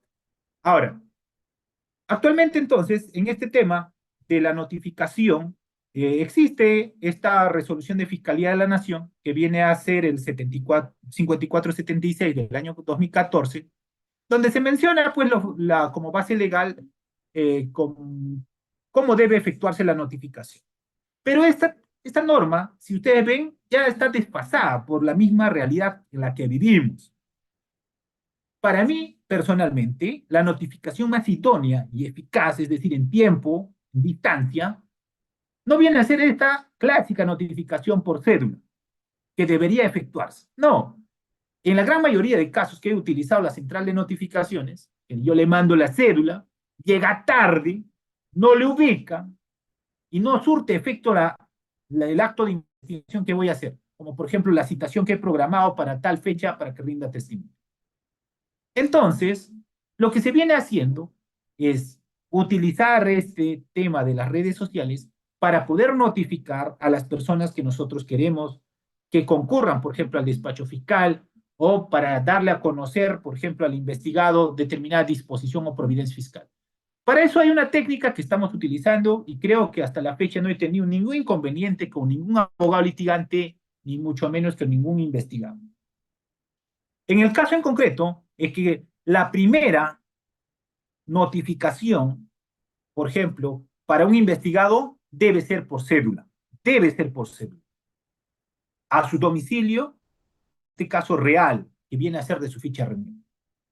Cuando esta persona concurra en su testimonio que vamos a obtener, cuando va a declarar o cuando va a presentar su apersonamiento, debemos mencionarle a través de un documento, en este caso, si lo vamos a hacer a través de su testimonio, en la pregunta que le vamos a hacer en su testimonio, preguntarle si lo podemos efectuar notificaciones posteriores a través de redes sociales.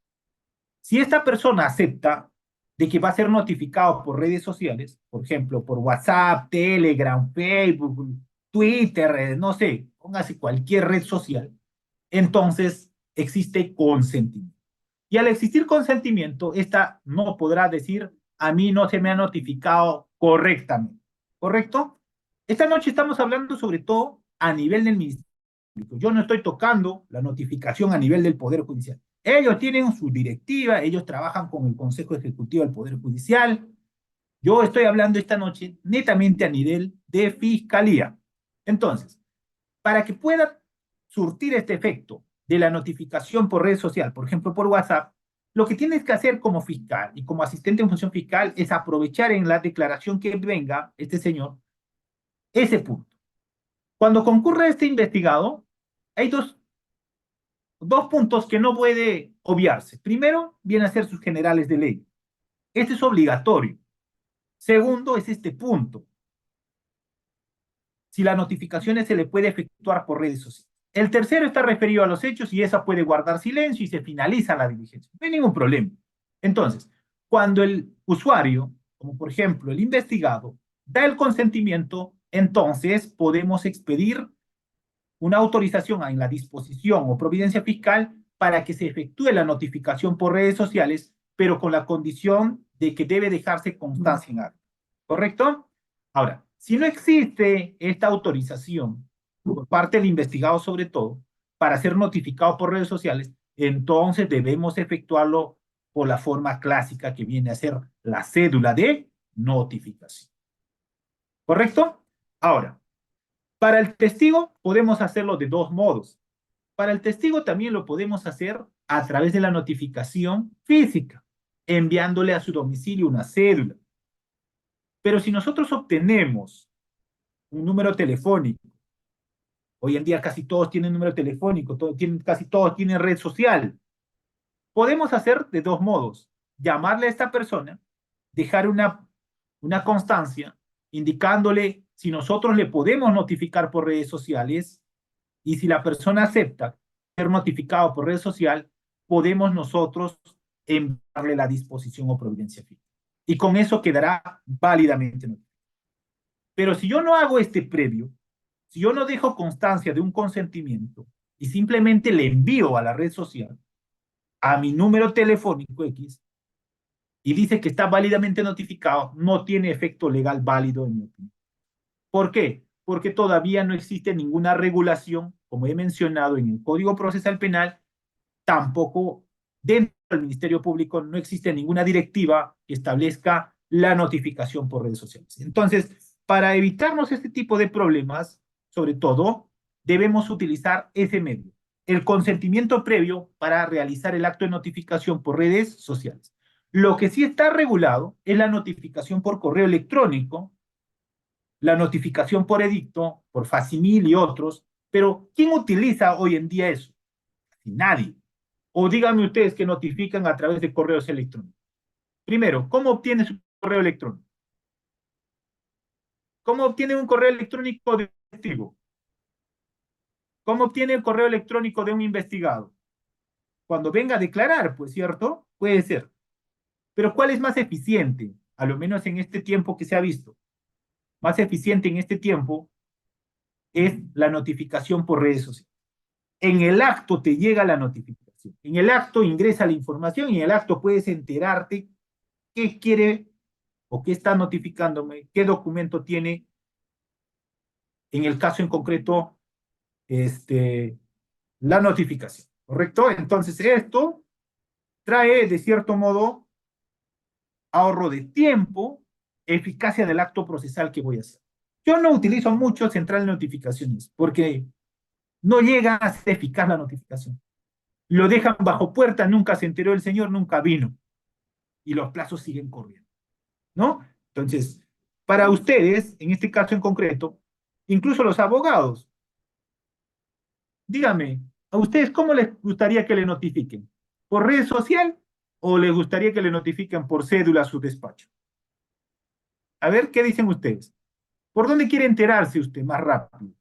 ¿Qué tal está ahorita por la Navidad? Se fue pues a Tumbes a visitar a tu familia y le hemos dejado notificación en tu domicilio procesal que el día 26, la otra semana, va a haber una declaración. Tú te fuiste ya de largo y no te enteraste. Y el día 26 había una diligencia. Más fácil hacer por red social, ¿no? Doctor, se le notifica, señor abogado, se le notifica la presente disposición, pum, y luego le dices, por favor, confirme su recepción. Listo. El 26 no van a atender, dice. ¿Quién dice que no vamos a atender? El 26 es martes, ¿no? Entonces el miércoles 27. Sí, el 26 es día no laborable. Sí, están atentos ahí los que están viendo feriado largo, ¿cierto? Muy bien. Entonces, el miércoles. Entonces, lo más idóneo para no tener problema con el abogado, estimados amigos, es converse. Doctor, ¿le podemos notificar por red social? Sí.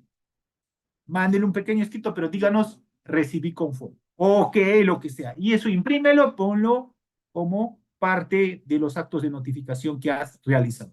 Tiene que haber una constancia. Si no existe esa constancia, olvídese. Olvídese. Entonces, tienes que elaborar esa constancia, imprimirlo y guardarlo. Ahí está notificado. ¿Muy bien? Ahora, también otra forma de notificar es a través de los edictos. Pero esto, dígame, en la práctica, a ver, amigos, asistente de función fiscal, ¿cuánto le hacen? ¿Cuántos le hacen notificación por edicto? ¿Cuántos revisan el edicto? ¿Ah? ¿Ustedes revisan los edictos? No, ¿es cierto? Difícil que revisen los edictos. Entonces, para que tenga validez esta notificación, primero tiene que ser efectuado a su destinatario, tiene que ingresar la información completa. Si la información no ingresa de forma completa, oiga, la disposición se ha escaneado 3 hojas y en completo eran 5, no será eficaz esa notificación. O no ha sido dirigida a la persona a la que debía llegar la información. Y normalmente, para que surta efecto la notificación, por ejemplo, para un acto procesal que va a hacer fiscalía, una diligencia, una declaración, mínimamente debemos darle 24 horas. Mínimo, eso yo, pero todavía eso puede ser cuestionado por los abogados. Yo a lo menos le pongo 72 horas a más. Proyéctese aquí recomendación. Cuando usted va a sacar una disposición, cuando usted va a sacar una providencia y quieres tomar declaraciones sobre todo, proyéctate que va a demorar por lo menos 10 días. 10 días, por lo menos, 10 días.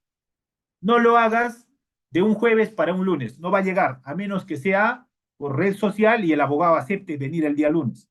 ¿Ya? El abogado quisquilloso va a decir, oiga, no me han notificado dentro del plazo establecido por la norma, es muy temprano, no me ha dado derecho de prepararme, entre otras. Entonces, para evitarse eso, haga la proyección que la notificación debe tener un plazo promedio entre 8 a 10 días, desde la fecha que estás expidiendo la disposición a la fecha de la diligencia. Entonces, ¿qué le vamos a notificar? Le vamos a notificar disposiciones, le vamos a notificar providencias, le vamos a notificar, en algunos casos le podemos notificar incluso requerimiento, ¿no? Pero esta ya dependiendo a qué tipo de requerimientos nos ha concedido el órgano jurisdiccional. ¿Muy bien? Entonces, disposiciones que deben notificarse a las partes. Primero, a la parte investigada se le debe notificar todas las disposiciones. Apertura, ampliación, prórroga, precisión de hecho fáctico, formalización, todo. Providencias también se le debe notificar. Pero aquí entra el otro punto. ¿Qué se le debe notificar al denunciante?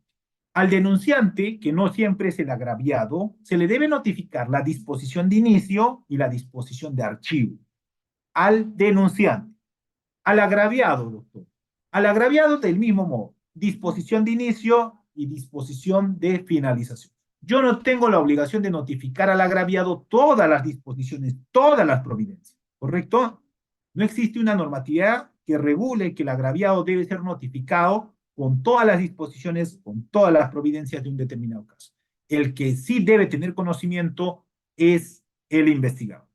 Ahora, en este punto es importante porque la gran mayoría de asistentes en función fiscal suelen notificar la disposición de archivo, solamente la disposición de archivo o de inicio al denunciante.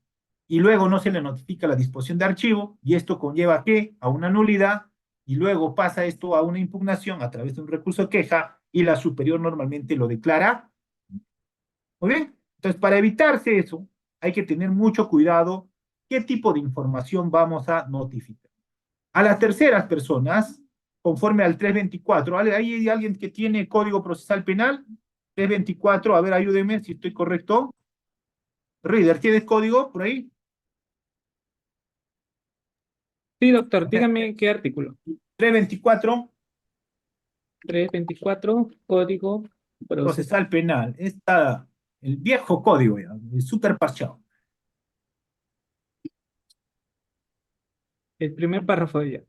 Ya, de las notificaciones, de la reserva de la investigación, ¿cierto? Un segundo. A ver. Reserva de la investigación, ¿lo han indicado? Sí, doctor. 324, reserva y secreto de la investigación. La Ya. investigación tiene carácter reservado. Solo puede enterarse de su contenido las partes de manera directa o a través de sus abogados, debidamente acreditados en autos, de las diligencias dispuestas por el Ministerio Público o derivadas del mandato judicial. Toman conocimiento según corresponda, cuando están en uso o al término de las mismas. En cualquier momento puede obtener copia simple de las actuaciones. Ese es el primer apartado. Ya, hasta ahí nomás. Listo. Aquí quiero precisar lo siguiente. Pregunta para todos. Yo tengo la obligación de notificar al testigo la disposición, la providencia fiscal, para que el testigo conozca los hechos, para que pueda declarar. ¿Qué dicen ustedes? Yo tengo la obligación de decirle, testigo, mira, estos son los hechos por los cuales vas a venir a declarar. ¿No, cierto? En mérito a qué lo voy a denegar justamente, porque he visto en la práctica el testigo antes que declare, viene, doctor, quiero revisar la carpeta. Oiga, usted no puede revisar hasta el día que va a declarar. Y el día que va a declarar, antes que usted declare, yo le voy a mencionar por qué lo he citado. ¿Sobre qué te voy a preguntar? Porque la norma 324, si no me equivoco, habla de la reserva de la investigación, implica que solamente partes legitimadas, el investigado, el agraviado, el fiscal, pueden tener acceso a la información. Terceras personas ajenas al proceso, como los testigos, no pueden tener acceso a la información que se está obteniendo durante la etapa de investigación. Entonces, estimados amigos, cuidado que hagan lo siguiente, que cuando van a citar al testigo le manden la disposición con todos los hechos, ¿no? O cuando venga el testigo le diga, sí, testigo, revísalo la carpeta. No. El testigo no debe tener acceso a la información de un determinado caso porque la reserva de la investigación está establecido de ese modo en el Código Procesal Penal. Al testigo le podemos mostrar la información en el momento de su testimonio. Le podemos decir, testigo, a ver, ¿reconoce este documento? ¿Reconoces esta firma? ¿A quién le pertenece? ¿Cómo lo obtuvo? ¿Dónde lo obtuvo? ¿Por qué lo conoce? Entre otros. Pero más allá, no. No le pueden expedir copias tampoco al testigo, ¿no? Muy bien. Entonces, eso viene a ser, de cierto modo, el tema de las notificaciones. Aquí vamos a encontrar también personal que labora en esta área, analistas sobre todo, dirige un equipo de notificadores. Estos tienen la obligación sobre todo de ¿qué? De diligenciar oportunamente las notificaciones que va a expedir el despacho fiscal. Tiene que coordinar con el fiscal la entrega inmediata de las notificaciones, debe también, en este caso en concreto, subir al sistema. Hoy día, por ejemplo, si tú quieres verificar una determinada notificación, está en el sistema y lo puedes imprimir. También ellos coordinan con otras sedes.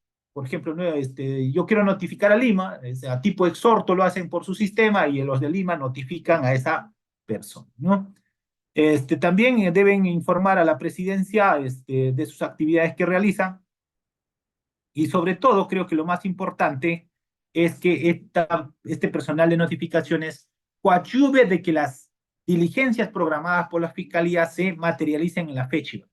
Porque si estas personas no notifican oportunamente, oiga, tiene la declaración mañana y recién hoy día la han notificado, la persona dice, yo no voy a ir a declarar. ¿Por qué? Porque recién hoy día me has notificado. Mínimamente tenías que notificar 24 horas con anticipación. ¿Correcto? Entonces, para evitarnos ese tipo de problemas, sobre todo con personas de esa naturaleza, las notificaciones deben ser oportunas, deben efectuarse inmediatamente. Y si no se ha podido notificar, comunicar inmediatamente al fiscal, no se pudo notificar o existe este inconveniente para que el fiscal vea otro medio de notificación. Para mí lo más importante, por ejemplo, hoy en día, sobre todo con la policía, es notificación por correo electrónico. Cuando yo quiero enviar a la policía, por ejemplo, para que me hagan una constatación policial, imagínate en Ayacucho, o imagínate en Tierra de Chiclayo, yo no voy a mandar por central de notificaciones ese oficio. ¿Cuándo creen que va a llegar? Va a llegar el próximo año. Hoy en día, por ejemplo, a todas las comisarías y a las instituciones, recomendación, notifiquen por correo electrónico y surte efecto, ¿correcto? Surte efecto. Y en la misma disposición pueden poner la información que se genere, en este caso en concreto, sea remitido también a ustedes por medio electrónico. Si desean, yo les muestro un modelo.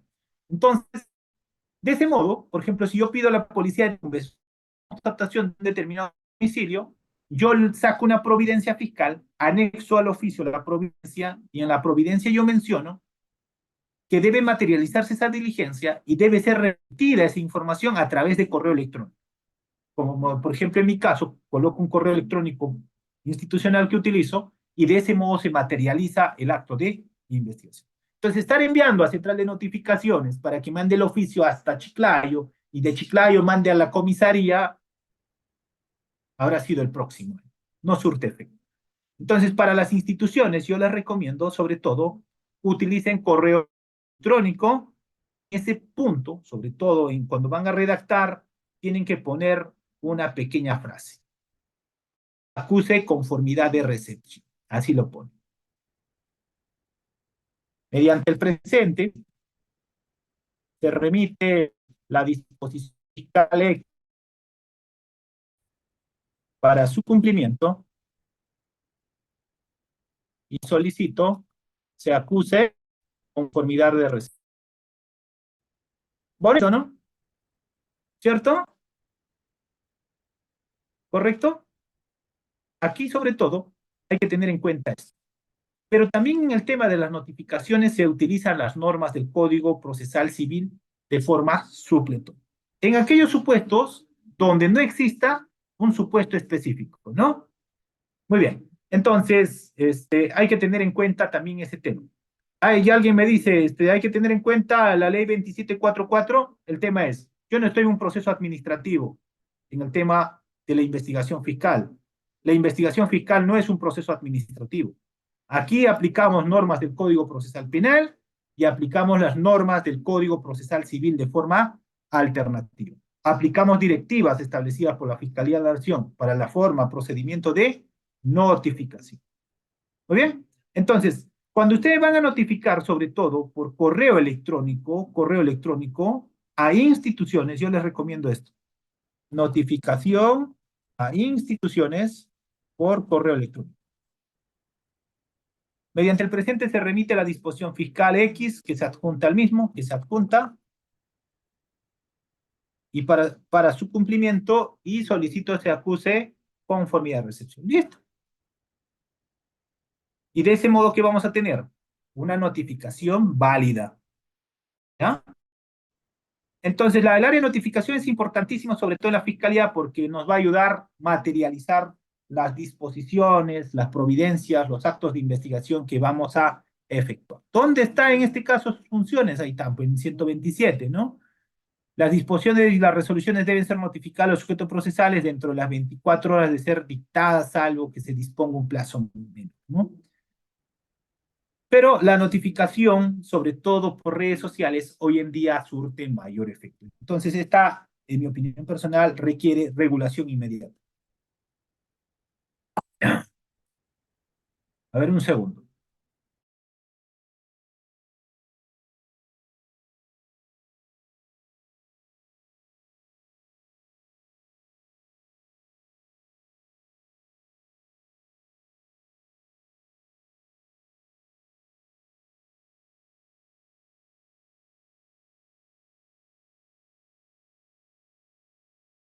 Ya, ¿me escucha?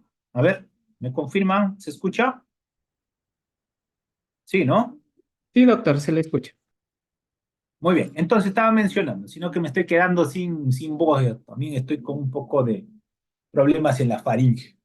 Muy bien, entonces estaba mencionando, las funciones están en esta norma, 127, pero ¿cuál es lo más importante, chicos? Tienen varias formas de poder efectuar la notificación. La notificación es para dar a conocer lo que nosotros hemos expedido en la carpeta, una disposición, una providencia, es para materializar un acto de investigación. Lo importante es que se cumpla, que se materialice lo que nosotros estamos disponiendo, ya sea por central de notificaciones, ya sea por edicto, ya sea por notificación por teléfono, lo que sea. El asistente tiene que ser hábil, en este caso en concreto. No seas tan formalista. Llámalo por teléfono, señora, le queremos notificar por red social. O le puede decir, señora, se puede acercar, mira, lo que hace, he visto a la central de notificaciones, lo que hace esto, ¿no? Son también bien bravos. Como ahora estoy en el primer piso, porque sufrí pues en el mes de mayo una fractura en la pierna, Y cuando retorné ya a la fiscalía, terapias, puedo subir todavía escaleras. Y estoy cerca de la central de notificaciones y me gano pues los pases, ¿no? ¿Cómo hacen los notificadores?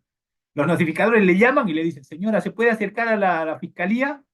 Sí, ¿por qué? Porque tiene usted una notificación. Entonces, ¿se evitan qué? Se evitan ir a hacer la búsqueda del domicilio. Entonces, bueno, se ingenia, pues la cuestión es que está válidamente notificado, ¿no? Y los asistentes, cuando yo recuerdo, sobre todo el año pasado, Estefanía era una referencia, como les decía. No, se metía a las redes sociales, se hacía como amigo, notificado, bien notificado. Y luego ya venía, doctor, me han notificado, quiero ver por qué he sido notificado. Ya estaba, pues. Y cuando venía al despacho ya le sacamos mayor información, ¿no? A ver, señor, ¿dónde domicilia? Dirección. En la selva hay un problema. No hay dirección como en Lima. Pues, por ejemplo, a Rider fácil lo ubico, pues, ¿no? Él vive en una zona residencial, edificio, con ascensor, departamento, interior, callejón, lo que sea, ¿cierto? Pero a ver, pues aquí Una quinta, sí. en la quinta. Pero imagínate aquí en la selva, no hay dirección. Vive en una avenida X, dice avenida tal o anexo tal o aldea, lo que sea. Oiga, ¿y cómo te ubico? Ah? Difícil, ¿cierto? Y el Poder Judicial, ¿qué es lo que pide? A ver, ¿qué es lo que pide a los fiscales? A diario nos tiene así, ¿eh? Dirección exacta. ¿Dónde está tu testigo? Doctor, pero usted tiene... ¿A dónde le vamos a notificar? No, doctor, notifíquela a esa aldea. ¿Cuál aldea? ¿Cuál es la referencia en la casa? ¿Cómo llega el notificador? Ucha, ¿quién tiene que cumplir? ¿Ah? Fiscal tiene que cumplir. Los que trabajan en Lima, los que trabajan en la ciudad, Acampe, ¿no? Y tienen su domicilio exacto, ¿no? Pero imagínate como ahora, por ejemplo, estoy aquí. Queremos hacer proceso inmediato. Lo primero que ve el juez dice, a ver, informe de especialista de si ha sido válidamente notificado. No, doctora, no ha sido válidamente notificado porque no hay dirección. Y ante eso, ¿qué dice el juez? Fiscal, ¿qué tiene que decir al respecto? Bajo apercibimiento, remitir a control interno. Por eso, para no tener ese problema, lo que tenemos que hacer es, en etapa de investigación, tenemos que agotar todo. Yo lo que hago es lo siguiente, cuando venga el testigo y no tiene ese domicilio exacto, hay que darle un papel blanco y que haga su plano. Plano de su casa, cómo llego hasta ahí, que hay referencia, hay una posta, hay un colegio, hay una poza, no sé, una carretera. ¿Y eso para qué me sirve? Lo hago firmar todavía abajito. Cuando yo voy a presentar al Poder Judicial como testigo, por ejemplo, o como investigado a una determinada persona, le adjunto ese documento. Pero si no hacemos eso, pobre fiscal, vas a estar llorando diario porque el juez te va a decir, hola, ¿dónde voy a aplicar? Y esta audiencia es inaplazable y toda audiencia tiene un costo de 3.000 soles. Señor fiscal, debió haber previsto. Si no tiene datos concretos, no presente nada. A ver, ¿qué vamos a hacer? Al costado del río vive. ¿Ya dónde? ¿Qué río?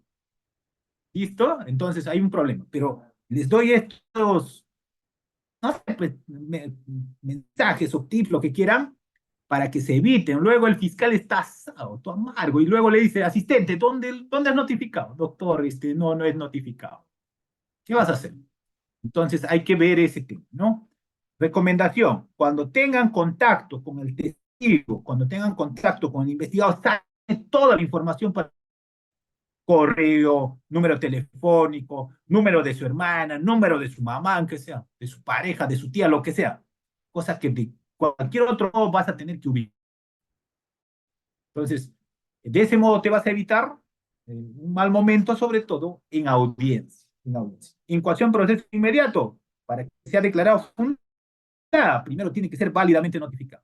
Así de fácil. ¿Para que pueda asumir quién? Para que pueda asumir un defensor de oficio.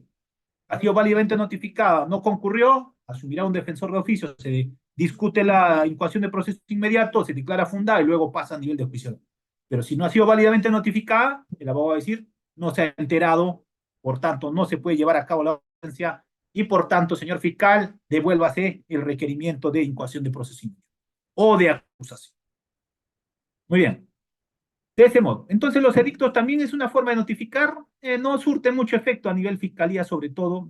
He visto en este tiempo que estoy en la fiscalía ya más de 4 años, de que se utiliza muy poco el tema de los edictos. Incluso nadie tiene esta costumbre, pues, de estar revisando los edictos, ¿no? O alguien revisa el diario El Peruano, el diario de mayor circulación de su zona. Si lo más que revisa, lo primero que revisa cuando se levanta es Facebook, TikTok, WhatsApp, ¿o no? ¿O estoy mintiendo? ¿Qué es lo primero que revisa la persona? Su Facebook, su TikTok, su WhatsApp. Ahí el primero se va a enterar. Oye, me han notificado por TikTok. Ah, notificado. ¿Correcto? Entonces, creo que en mi opinión personal, el tema de la notificación por edictos, además de esto, debe hacerse una modificatoria con los tiempos actuales, la notificación por redes sociales, pero poniendo una condicionante, ¿no? Que debe dar consentimiento, en este caso en concreto, el receptor para que sea válido. Porque puede ser que una determinada persona que no es la persona a notificar se haga suplantar y de ese modo perjudique. Para que no exista eso, podríamos hacer eso. Y un tema más, aprovechando este punto. Creo que en mi opinión personal, el DNI electrónico debería ser el cambio para esto. ¿Cuál? En el DNI electrónico, que en mi opinión personal debería ser gratuito para todos, debería ingresarse además de los datos, por ejemplo, números telefónicos, a ver, hay un segundo.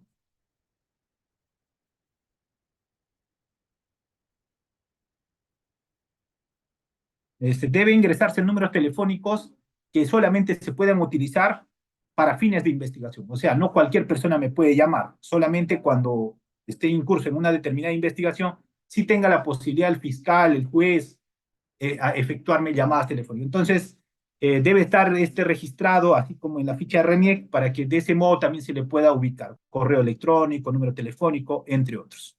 Muy bien, de ese modo entonces podemos hacer que sea válidamente la notificación, surta efecto y podamos materializar nuestras diligencias.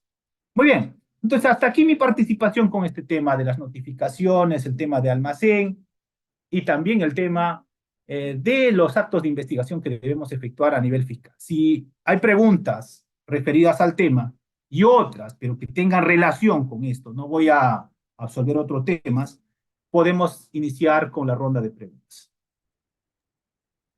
Gracias, doctor. Muy amable. Estimados participantes, pueden levantar su manito. Vamos a dar para 3 estudiantes, pero activando su cámara.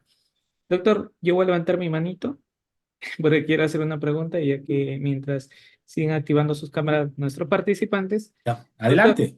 Recae en nulidad en caso de los delitos de omisión de asistencia familiar, que son comunes, las notificaciones, ¿sí? En temas de alimentos, pero, ¿sí? Se le deriva al obligado, ¿cierto?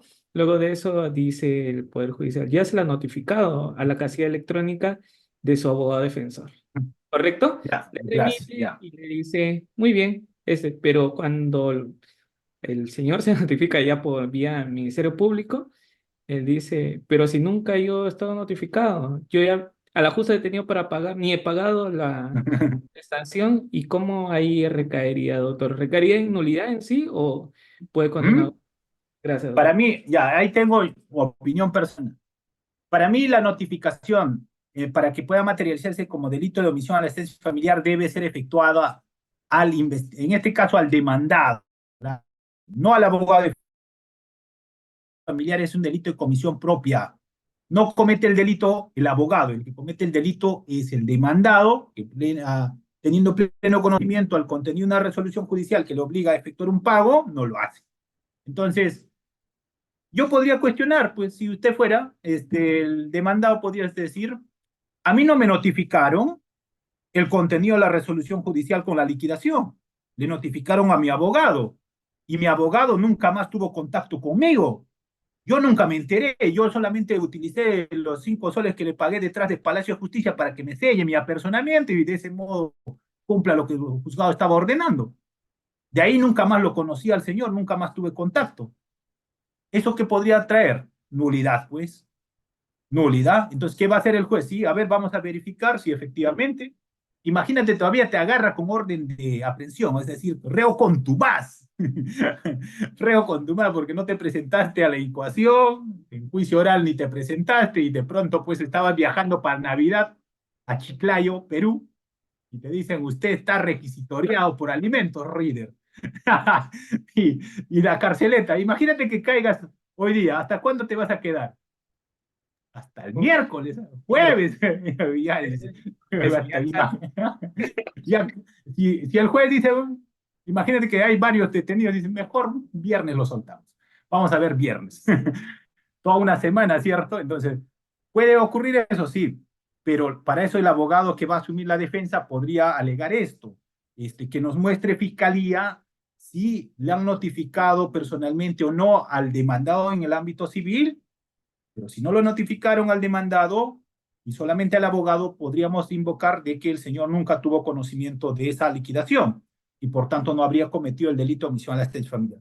Sobre esto existe una casación. Revisen, no recuerdo exactamente el número, pero existe una casación de la Suprema, que la notificación debe ser efectuado al demandado, es decir, al obligado.